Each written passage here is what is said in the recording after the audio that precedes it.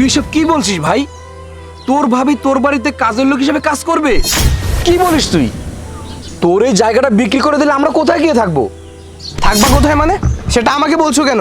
সেটা তোমাদের ব্যাপার। একটা দারোয়ানও প্রয়োজন, তুমি দারোয়ানের চাকরিটা করতে পারো।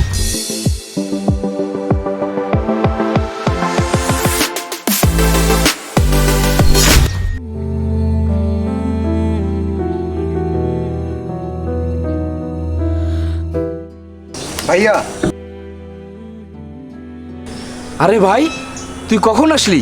আরে রাখো, কি করতেছো তুমি? দিলে তো দামি ড্রেসটা নষ্ট করে। কি করতেছো তুমি ভাইয়া? তোমার হাতে না ময়লা? এই ড্রেসের দাম জানো?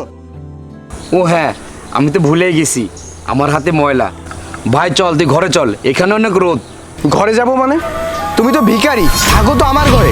আজ পর্যন্ত পারছো নিজে একটা ঘর বানাতে?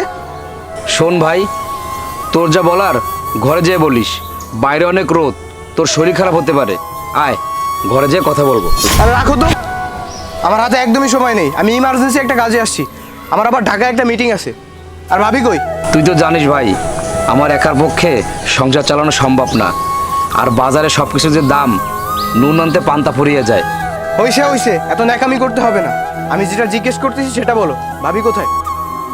তোর ভাবি তো খান সাহেবের বাসায় কাজে গেছে। আর লোকের বাসায় কাজ না করলে আমরা খাবো কি বল? কি ভাবি লোকের বাড়ি কাজ করতেছে? ভাবি তো চাইলে আমার বাড়ি কাজ করতে পারে। যেই টাকাটা আমি লোককে দিব সেই টাকাটা যদি ভাবিকে দিই, তাহলে তো তোমাদের সংসার ভালো করেই চলে। তুই সব কি বলছিস ভাই? তোর ভাবি তোর বাড়িতে কাজের লোক হিসেবে কাজ করবে মানে কি? হ্যাঁ, সে তো অন্যের বাড়িতেই কাজ করতেছে, তাহলে আমার বাড়িতে কাজ করতে তার সমস্যা কোথায়? আমি তো তাকে সেম টাকাই দিব। আর তুমি এমনভাবে বলতেছো মনে হচ্ছে সে একদম শিক্ষিত মহিলা। আমি কি তাকে অফিসে চাকরি দিব? ও হ্যাঁ, আমাদের তো কোনো যোগ্যতাই নেই, যোগ্যতা শুধু তোরই হয়েছে। এত ন্যাকামি করতে হবে না আমার সামনে। আসো কাজের কথায় আসি। কাজের কথা? কাজের কথা কি? এত বছর পর আসলি, কথাটা ঘরে গিয়ে বললে হয় না? না হয় না, এখানেই বলতে হবে। আমি আমার জায়গাটুকু বিক্রি করব। কি বলিস তুই? তোর এই জায়গাটা বিক্রি করে দিলে আমরা কোথায় গিয়ে থাকবো? থাকবা কোথায় মানে? সেটা আমাকে বলছো কেন? সেটা তোমাদের ব্যাপার। কোথায় থাকবা না থাকবা তোমরা ডিসিশন নিবা। আমি আমার জায়গা বিক্রি করব। ও আচ্ছা, এটা তোর জায়গা না? আচ্ছা জুবায়ের, তুই কি সব কিছু ভুলে গেছিস? শহরে গিয়ে পাষাণ হয়ে গেছিস না রে ভাই? তোকে সেই ছোটবেলা থেকে কোলেপিটি করে মানুষ করেছি, লেখাপড়া শিখিয়েছি, জমিটা বিক্রি করে তোর একটা চাকরিও ঘুষিয়ে দিয়েছি। তুই কি সব কিছু ভুলে গেছিস ভাই? থামো, কি করতেছো তুমি? লোকজনকে দেখাচ্ছ যে তুমি আমার জন্য কতটা কষ্ট করেছো, টাকা পয়সা খরচ করেছো, জায়গা জমি বিক্রি করেছো। ন্যাকামি করো? হ্যাঁ, বড় ভাই হিসাবে এটা তোমার উপর কর্তব্য ছিল। যার কারণে জায়গা জমি বিক্রি করে আমাকে পড়াশোনা করিয়েছো, ওইগুলো দেখার বিষয় না ভাই। আমি নিজের যোগ্যতায় বড় হয়েছি, নিজের যোগ্যতায় চাকরি নিয়েছি। ঢাকায় আমি 10টা লাখ বাড়ি তৈরি করতেছি, সেখানে কিছু টাকা শর্ট পড়েছে, এই কারণে আমি আমার জমি বিক্রি করবো।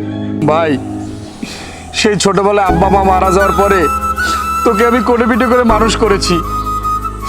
তুই যত তোর ভাবির কাছে অবহেলিত না হইস, তা একটা সন্তান পর্যন্ত নেই নাই। তুই এত বড় কথাটা বলতে পারলি? তোর ভাবিকে নিয়ে এখন আমি কার দুয়ারে যাব বল? আচ্ছা, তোমার সমস্যা কি? তোমার থাকার জায়গা নাই তো? আমার ঢাকায় একটা 10তলা বিল্ডিং আছে, সেখানে একটা দারোয়ানও প্রয়োজন। তুমি দারোয়ানের চাকরিটা করতে পারো, নো প্রবলেম। এত কথা বলে লাভ নাই। এখানে আমি আমার সাইনগুলো করে দিয়েছি, তোমার সাইনগুলো তাড়াতাড়ি দাও, তাহলে আমি আমার জায়গাটা বিক্রি করতে পারবো। আচ্ছা ঠিক আছে, আমি যে কলম নিয়ে এসি।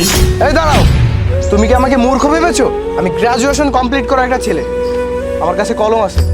ধরো, সাইন করো।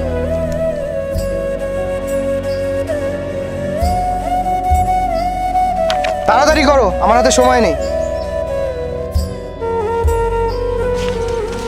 এই নে, যা, চলে যা।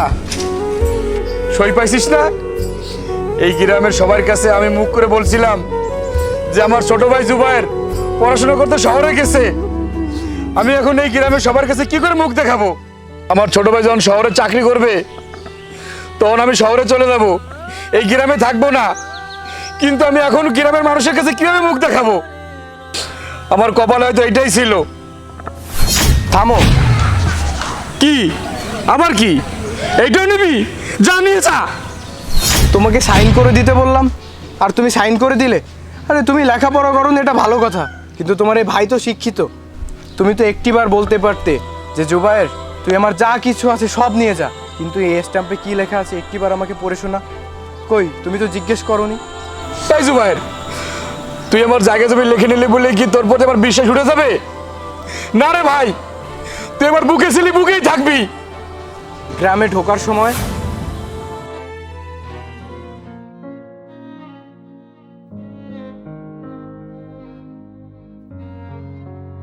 আরে চাচা, আসসালামু আলাইকুম। ওয়ালাইকুম আসসালাম। আরে জুবের, তুই কখন আসলি গ্রামে?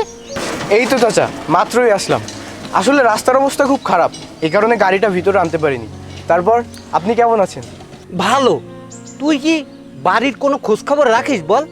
আসলে চাচা, আপনি তো জানেনই 6 বছর পরে গ্রামে ঢুকলাম, বাসার খোঁজখবর ওইভাবে নেওয়া হয়নি। কেন চাচা, কি হয়েছে? তুই চলে যাওয়ার পরে তোর ভাই গ্রামের মানুষের কাছে গর্ব করে বলেছে যে আমার ভাই বিশ্ববিদ্যালয় পড়ে, মানুষের মতো মানুষ হবে। আসলে চাচা, আপনি তো জানেনই ভাই আমার জন্য কত কষ্ট করেছে, নিজে না খেয়ে আমাকে খাইয়েছে। সে আমার জন্য ছোটোবেলা থেকেই কষ্ট করেছে, মাথার ঘাম পায়ে ফেলে আমাকে মানুষ করেছে। আপনাদের সবার কাছে আমাকে নিয়ে খুব গর্ব করতো। আজকে সে স্বপ্নটা পূরণ হতে চলেছে। কিন্তু চাচা, আপনার কাছে একটা রিকোয়েস্ট। আমি চাচ্ছি যে আমার ভাইকে একটা সারপ্রাইজ দিব। সেটা হচ্ছে, আমি ঢাকায় একটা 10তলা বাড়ি করেছি, ওইটা আমি আমার ভাইয়ের নামে লিখে দিতে চাই। আচ্ছা চাচা, থাকেন তাহলে, আসি। আসসালামু আলাইকুম। তুমি তো সবই শুনলে। সেই ছোটবেলায় মা বাবা মারা যাওয়ার পরে তুমি আমার জন্য কত কষ্ট করেছো, নিজের জায়গা জমি বিক্রি করে দিয়ে আমাকে লেখাপড়া করিয়েছো। আমি কি তোমার জন্য এতটুকু করতে পারি না? আর ভাইয়া, প্রথমের ব্যবহারের জন্য আমি সরি, এক্সট্রিমলি সরি। ভাই, তুমি আমাকে ক্ষমা করে দাও। আরে আরে, কি করিস তুই?